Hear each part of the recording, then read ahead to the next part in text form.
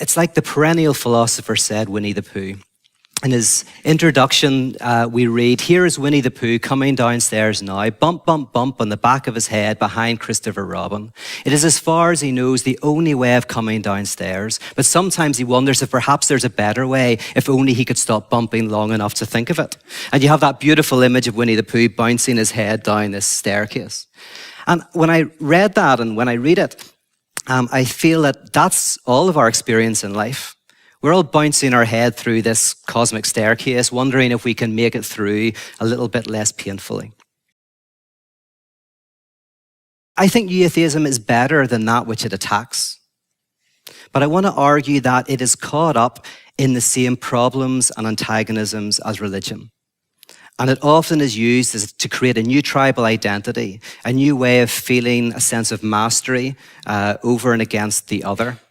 And in its antithesis to fundamentalism, it shadows it.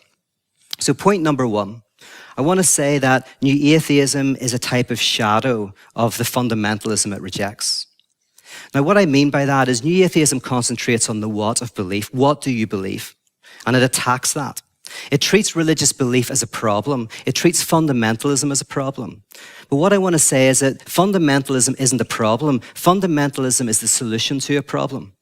Think of it like alcoholism. Alcoholism isn't a problem. It's the solution to a problem. And unless you deal with the problem, you won't get rid of the solution. Even if I'm able to change you, if you're an alcoholic, and I'm able to get you off alcohol through sheer force of will, you'll pick up something else. We all know alcoholics who are chain smokers or obsessively into fitness or have bursts of aggression. In other words, a new symptom will come up to replace the old symptom.